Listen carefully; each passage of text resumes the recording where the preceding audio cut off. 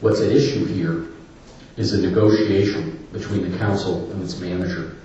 And I want to preface my comments by saying that the sad thing about my willingness to vote against this is that I feel that we had actually offered the best contract we've ever proposed as our preliminary offer to the town manager, and it was rejected because this clause was not in it. We substituted in the place of this clause a clause that would have paid the manager 6 months of severance pay if the council had determined that the relationship between the council and the manager, for cause or not for cause, was no longer in the best interest of the town of Millinocket. So we would not have needed to be put in a position of determining cause, and we could have mutually agreed that separation was in the interest of all involved. People should not read that to be a suggestion that we were on the verge of doing it. That's far from the case. We had 7 councilors who agreed to support that contract. Mr. Polstein, I'm going to interrupt you for a moment here, and I'd like us to focus on potentially the particular contract that's before us as opposed to one that was not agreed upon. So can we keep our comments? Mr. Chairman, Mr. Polstein, I'd like you to keep the comments only to this particular one and nothing on the previous contracts, please. Mr. Chairman, unless you can convince me that there's a reason I need to do that, I think it's very relevant to the discussion we're having, because what we offer and what this council at one time supported is relevant to people's own evaluation as we make a decision up here. We've said discussions we have in executive session are not definitive discussions that lead to a conclusion, and that all councilors should be able to have the benefit of the public's input when we're done negotiating in review of what we attempted to do. And I feel that something's being asked for by our town manager, and something may be granted by a majority of this council that doesn't serve the interests of the people of this community. And the people of the interest of this community should have an opportunity to understand that, understand what the alternatives were, and weigh in. Now, if there's something privileged that I'm missing, please let me know and I'll stop. I just want us to be very cognizant that this is a personnel matter, and that personnel matters are to be kept in executive session. And so it's borderline. We're talking about the contract is public in nature, but I want us to be very careful about what we say. We can talk about this contract, we can talk about other things, but this is the contract that we're discussing this evening. You know, if there's going to be further things to be discussed, I just want us to be very careful how we use our word, because we're talking about a personnel issue. I appreciate that, and I will do my best to be careful.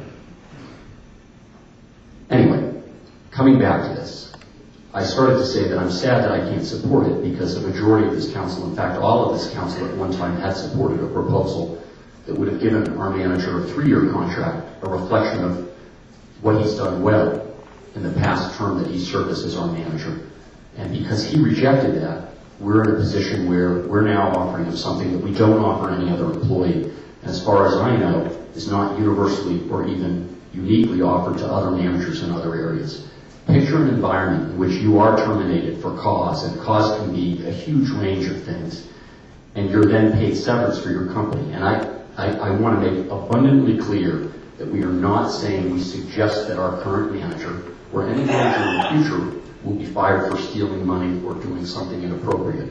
But in the event that they are, is it appropriate for this town to write them a check for 18, 20, or 22 weeks of pay?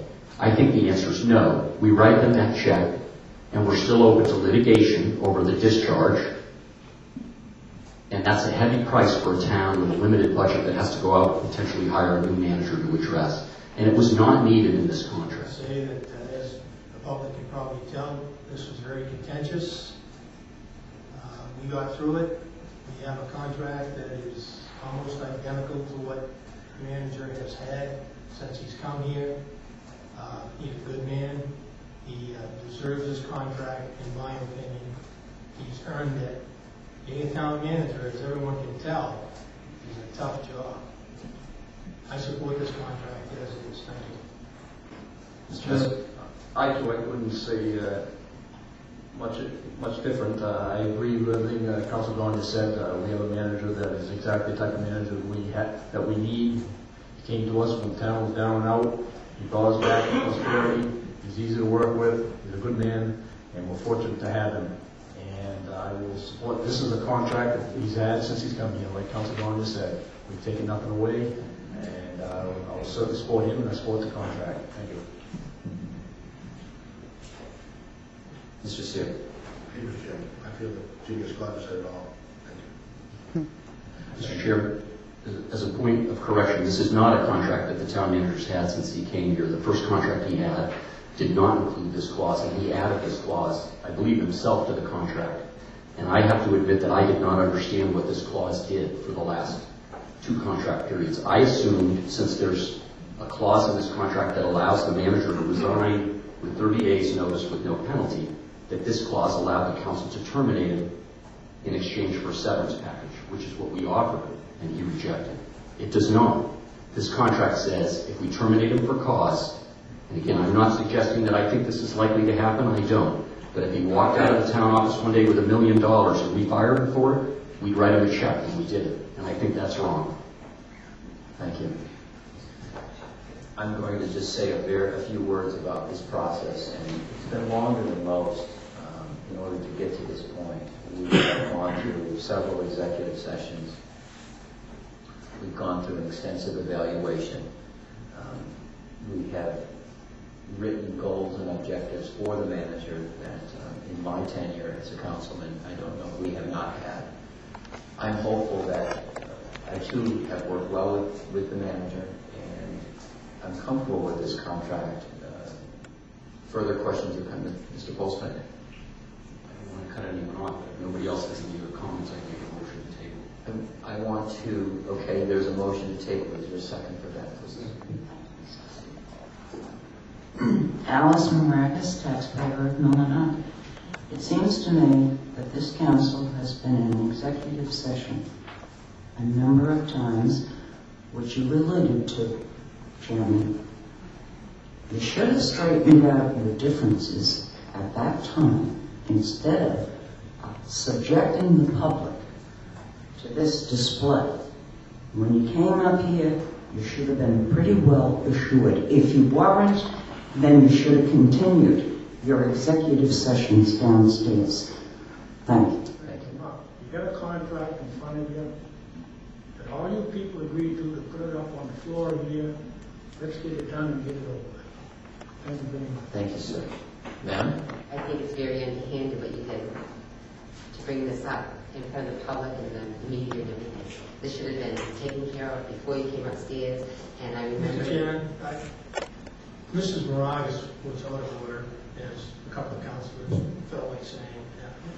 And I don't want to offend anyone, but we're not here to be chastised. If they want to speak to the contract, whether they think it's a good contract or not, but it's a little bit disrespectful to us. We work too hard to sit here and to have this happen. I'm sorry if I offended somebody, but I feel that Mr. Carnelot has some rights too, and he shouldn't be put in to a firing squad. Yes, he does, and we're well aware of those rights, and I do thank you for your concern. Anything else? All set. Thank you, ma'am. Mr. Polstein? Mr. Chairman, I too would just like to clarify that I had hoped when we were in our executive Chairman, sessions. point of order. What would that be, Mr. Polstein? I believe we're only allowed to speak on the issue twice by Robert's rules. Mr. Chairman, I don't think that's the case. I'm going to let him speak at this time. Thank you.